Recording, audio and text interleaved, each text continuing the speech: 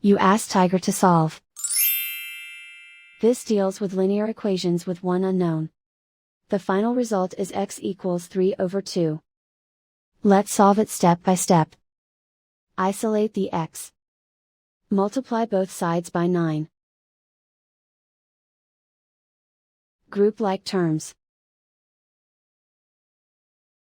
Multiply the coefficients. Simplify the fraction.